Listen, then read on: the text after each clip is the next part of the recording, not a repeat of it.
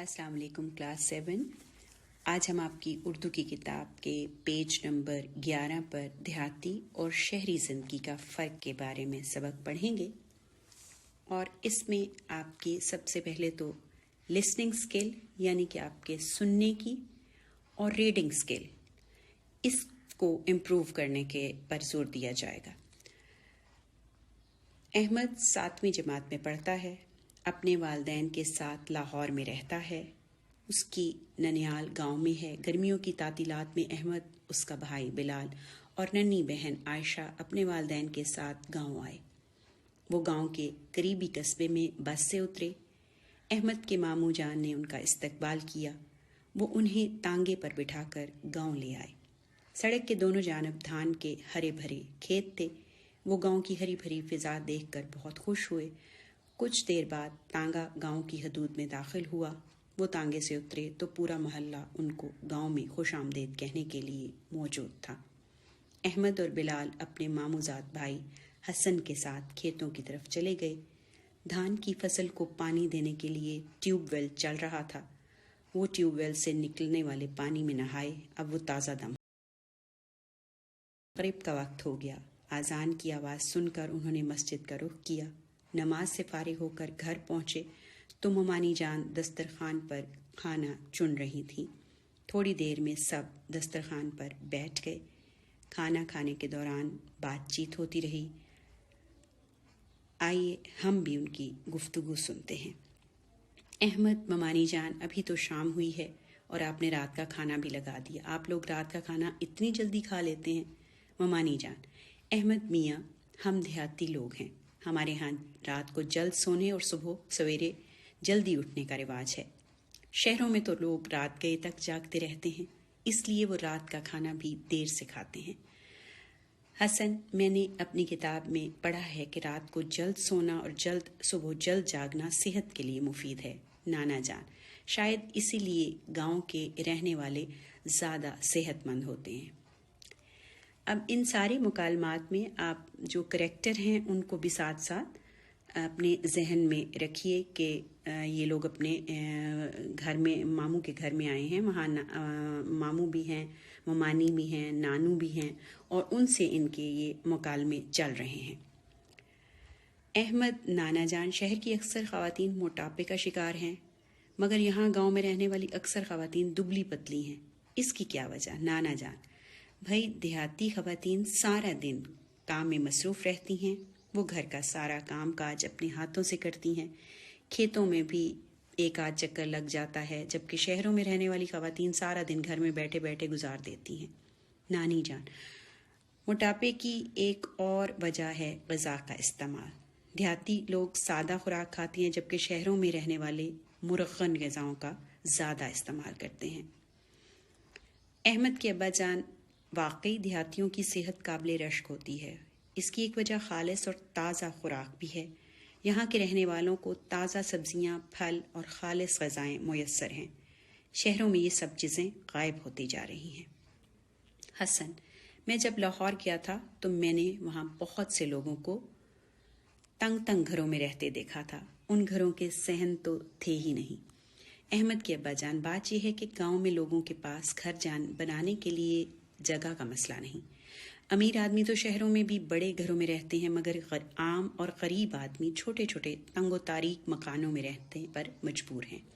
شہروں میں کئی منزلہ عمارات ہیں، ان عمارتوں میں سورج کی روشنی نہیں پہنچ پاتی۔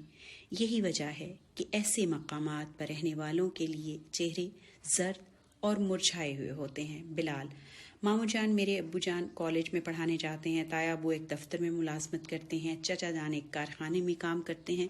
آپ لوگ کیا کام کرتے ہیں؟ ماموں جان: دیہات کے زیادہ تر لوگ کھیتی باڑی کرتے ہیں، کچھ لوگ ملازمت بھی کرتے ہیں، مگر ان کی تعداد بہت کم ہے۔ حسن: آپ کھیتی باڑی کا کام کیسے کرتے ہیں؟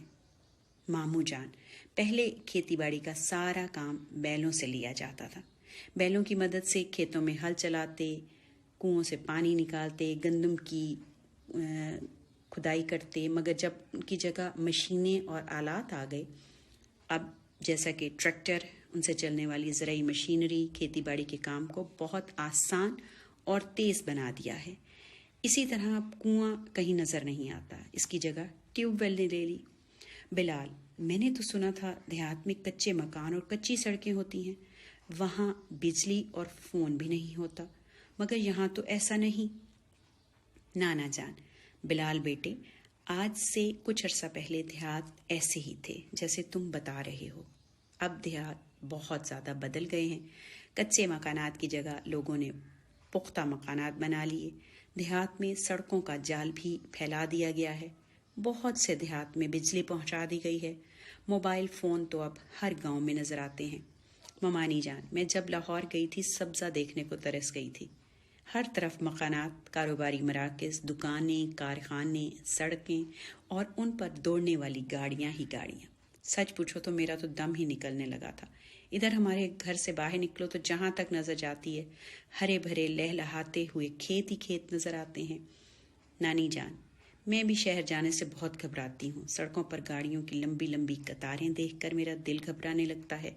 उनके शोर से मेरे तो सर में दर्द शुरू हो जाता है। धुआं फिजा को इस कदर आलूदा कर देता है कि सांस लेना दूभर हो जाता है। मैं शहर के रहने वालों को दाद देती हूँ। बड़ा हौसला है उनका कि वो इस माहौल में रह रहे हैं।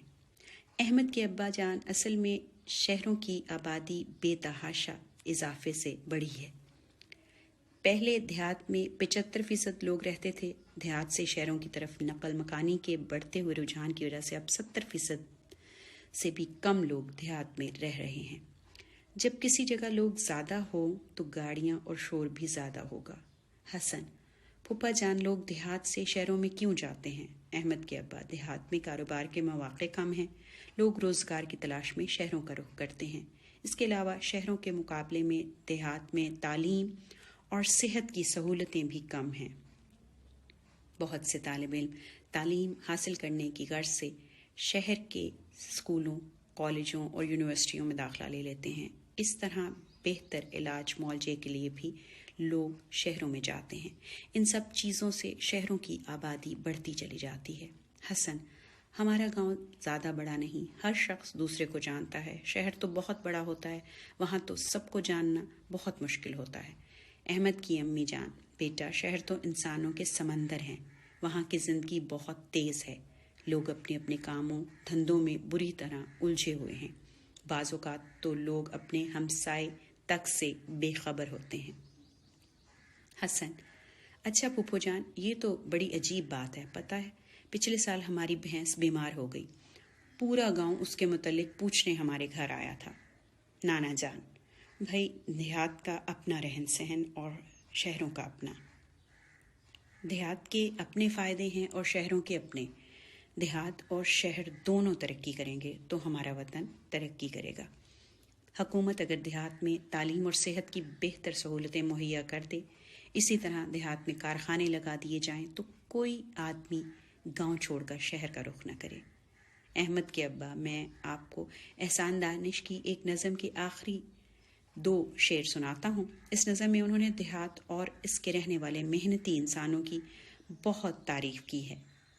वाहरे देहात के सादा तमद्दुन की बहार, सादगी में भी है क्या क्या तेरा दामने ज़रनिगार। दिल ये कहता है फ़राक़े अंजुमन सहने लगूं, शहर की रंगीनियाँ छोड़ूं, यहीं रहने लगूं। जी स्टूडेंट्स, आपको अब रीडिंग का तो मेरे ख्याल में कोई मसला दरपेश नहीं आएगा और आपको अच्छे से इन लफ्ज़ों की जो मुश्किल हैं अदायगी का भी पता चल गया होगा, अगर आपको कोई थोड़ी बहुत मुश्किल इसमें आ रही होगी। सबसे पहले तो आप मुझे ये बताएं कि देहाती और शहरी ज़िंदगी में फ़र्क आप क्या समझते हैं? हाँ जी, आप में से बहुत से लोगों के रिश्तेदार अभी भी देहात में रहते होंगे और आप उनको मिलने भी चाहते होंगे और आप अपनी आँखों से वहाँ का माहौल देख कर आते हैं और आपको फिर फ़र्क नज़र आता होगा कि जब आप अपने घर में वापस आते हैं तो आप देहात में क्या देख कर आए और शहर में आपको क्या लगता है। वाकई बहुत फ़र्क है, लेकिन इस फ़र्क को कम किया जा सकता है अगर हुकूमत साथ दे, गांव में पक्की सड़कें बन जाएं, कारखाने लग जाएं, बिजली کا استعمال ہو جو کہ وہ بہت ہی مشکل سے وہاں پہ پہنچتی ہے. دیہاتوں میں ہسپتال نہیں ہوتے، اسکول نہیں ہوتے، تو اگر ان ساری ضروریات کو پورا کر دیا جائے تو ہمارے گاؤں بھی ہمارے شہروں کی طرح چمکنے لگیں. جی تو اب آ جاتے ہیں مشکل الفاظ کی طرف. نقل مکانی. نقل مکانی کا مطلب ہے ایک جگہ سے دوسری جگہ جانا. پھر لفظ تھا استقبال، خیر مقدم کرنا، خوش آمدید کہنا کسی کو.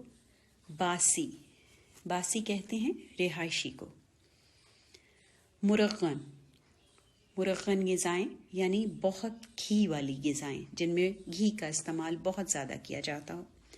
قابل رشک، نہایت پسندیدہ، سراہنے کے قابل. زر نگار، سنہری کام، وہ چیز جس پر سنہرا کام کیا ہوا ہو. پھر لفظ آیا دم نکلنا یعنی جان نکلنا. تمدن، مل کے رہنے کا طریقہ. اور فراق انجمن، علیحدگی، مفارقت، کسی سے دور ہو جانا. امید ہے آپ کو اپنے سبق میں سننے میں، پروننسیشن میں کوئی مسئلہ نہیں ہوا ہوگا اور آپ ان مشکل الفاظ کے معنی کو یاد کریں گے اور لکھنے کی پریکٹس بھی بار بار کریں گے. Stay safe, stay home. السلام علیکم کلاس 7. آج ہم آپ کی اردو کی کتاب کے پیج نمبر 11 پر دیہاتی اور شہری زندگی کا فرق کے بارے میں سبق پڑھیں گے. اور اس میں آپ کی سب سے پہلے